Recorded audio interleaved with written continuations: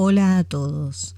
Hoy viajamos en el tiempo hasta el siglo XVIII para revisitar la vida del elegante hombre que se elevó hacia la riqueza para luego caer en la pobreza, la enfermedad y la ruina.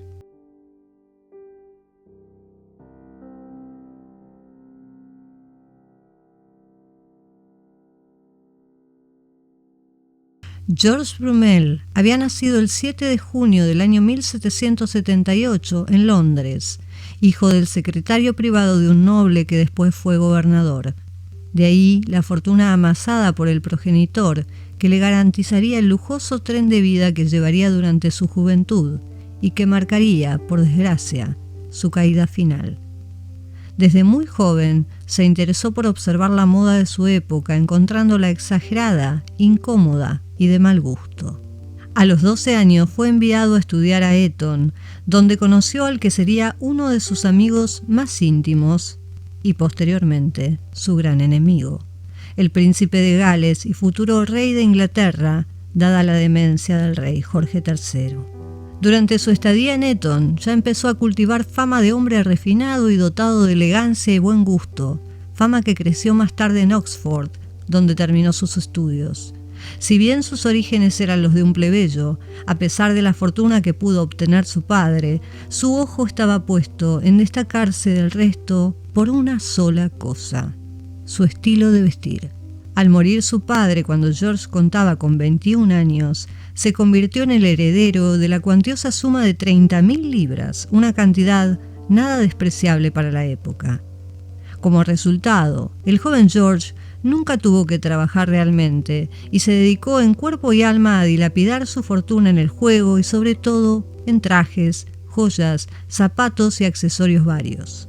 Brumel, el más delicado de los hombres, siempre contrario a cualquier tipo de ejercicio físico, comenzó su imperio de la elegancia al entrar al servicio del príncipe de Gales en el regimiento de húsares que éste comandaba. Su indiferencia hacia la vida castrense no impidió que el príncipe, fascinado por su figura, le ayudara a ascender con rapidez en el ejército, pero ante todo, en la sociedad. Desde ahí, la gloria londinense de Brumel se extendería desde el año 1798 hasta 1816. Su huella en materia de vanidad iba a ser una marca indeleble en la historia, posicionándolo como el precursor del traje que aún hoy en día sigue siendo un clásico. Este traje consistía en una pieza hecha a mano a la medida, que además de resultar favorecedora para el cuerpo, iba a suponer el adiós a medias largas, túnicas, pelucas y otros accesorios. Georges Brumel fue posiblemente el primer común admitido en el círculo de la realeza. La sobriedad característica de su estilo tuvo que ver seguramente con la comparativa modestia de sus orígenes. Al no poder competir en joyas y adornos, lo hizo en el corte de su vestimenta. Una de sus frases más famosas es aquella que dice: "Si se dan vuelta en la calle para mirarnos, es que no vamos bien vestidos". El gran dandy dejó de lado el colorido característico de las ropas del antiguo régimen para abrazar tonos más sobrios y discretos, de acuerdo con otro de sus consejos: poner el mayor de los lujos al servicio de la menor de las ostentaciones. La elegancia iba ya a basarse más en el corte que en el color, en la calidad de las telas y los tejidos, en una autenticidad masculina de la que el propio Brumel se jactó al afirmar que no necesitaba ningún perfume y que le bastaba con la limpieza y la pulcritud. Tal vez vistiera discretamente, pero la elegancia de Brumel tenía manifestaciones petulantes. Para no romper su difícil compostura, se negaba a alzar el sombrero al saludar por la calle. Y es que el objetivo de George era deslumbrar y no precisamente ser agradable. Su ingenio, su desparpajo y sus desplantes se hicieron famosos e inseparables de su porte. Llegó a interrumpir una fiesta para quejarse de que no había agua caliente en el baño. Pedía sidra si en otra velada no le gustaba el champán del anfitrión, a quien por supuesto jamás olvidaba mencionar. No le importaba decir cosas hirientes, comentando también en cierta ocasión que había llegado a perder el interés por una muchacha tras haber visto que repetía un plato de sopa. Sumado a esto, George era un hombre excéntrico y como todo su valor estaba estrechamente ligado a cómo lo verían los demás, pasaba largo tiempo frente al espejo, anudando su corbata, descartando veintenas de ellas por no considerarlas apropiadas. El nudo perfecto que George perseguía debía parecer siempre como hecho al descuido y despreocupadamente o a la sans façon. Nada más opuesto a la realidad de su artificio, que era que sus baños diarios, algo poco común para la época, el cepillado y pulido de sus uñas y la perfección de su peinado, llevaban una meticulosa precisión que demandaba muchísimas horas al día y que muy distantes estaban de ser un bello descuido.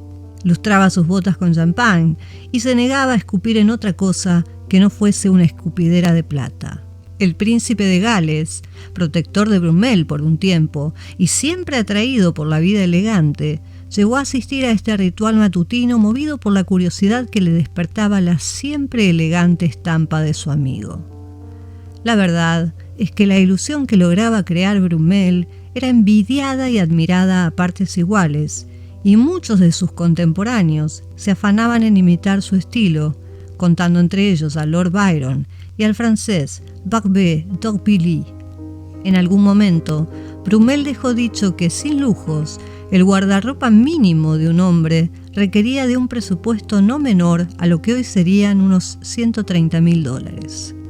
Este desparpajo mundano le iba a convertir en figura de referencia en el Londres social de los clubes y la ópera, y en esa vida epicúrea llegaría a tener una influencia casi tiránica, pero la misma desenvoltura que le había servido para ascender socialmente, también iba a hundirlo en la desgracia. Al parecer, según cuentan las crónicas, cometió un abuso de confianza con su protector e íntimo amigo Jorge IV, cuando éste era un príncipe. Para pedir más champán al servicio, ordenó al príncipe, cito, «Gales, toca la campana». Fin de la cita. El príncipe de Gales tocó la campana, pero para que prepararan el carruaje de Brumel, cansado ya de sus impertinencias y de su osadía.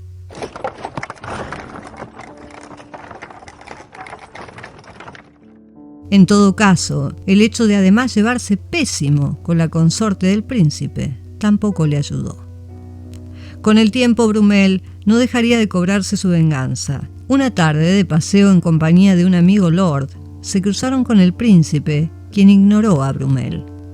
Al separarse, este último habló a su acompañante en un tono lo suficientemente alto como para que su comentario llegara a los oídos del futuro Jorge IV, diciendo lo siguiente, cito, «¿Ese gordo amigo tuyo, quién es?» Fin de la cita. Era el principio del fin para George Brumel. Pocos lo sabían, pero en su afán de aparentar y de asombrar a la ciudadanía londinense, George se había gastado hasta el último centavo de su herencia y estaba hundido entre deudas. Ya no pudiendo contar con la protección de la corte y para escapar de sus prestamistas y de la temida cárcel de deudores, huyó al norte de Francia, a la ciudad normanda de Caen, donde consiguió un puesto como cónsul.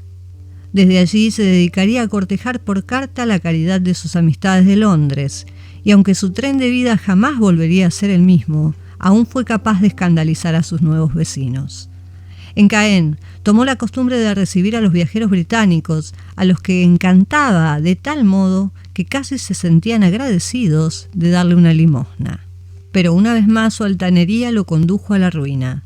Brumel se atrevió a pedir que se suspendiera el consulado con la esperanza de que lo trasladaran a un destino mejor.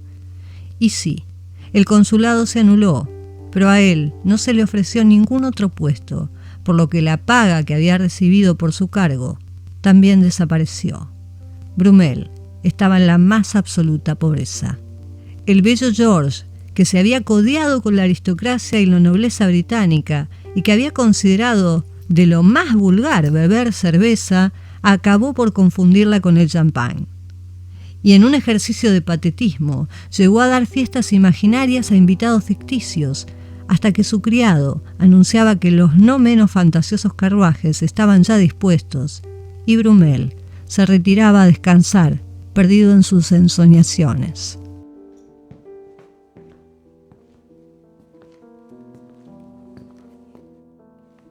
Pasó sus últimos años viviendo de la caridad de algunos amigos que había dejado en su Inglaterra natal, pero a finales de la década de 1830 se hallaba solo, vagabundeando por las calles de Caen, sucio y maloliente, sobreviviendo a duras penas gracias a la limosna de los transeúntes.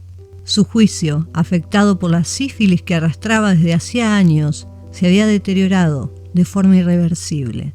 El asilo Le Bon Sauveur de Caen se apiadó de él y lo recogió de las calles.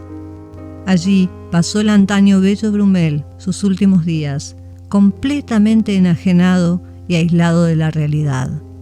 El que había sido el árbitro de la elegancia, el pulcro, elegante, refinado dandy inglés, se había convertido en un anciano prematuro y calvo, de ropa desgastada y sucia, al que nadie conocía. Quizás, y por fortuna en su locura, no haya llegado a darse cuenta de su terrible caída. Georges Brumel falleció el 30 de marzo de 1840. Al momento de su muerte tenía 61 años. Actualmente una estatua que lo representa se erige entre Burlington Arcade y Jermyn Street, un rincón de Londres en donde se reúnen los elegantes. Muchas gracias a todos por haber visitado mi canal. Espero que les haya gustado y nos vemos en la próxima historia. Gracias.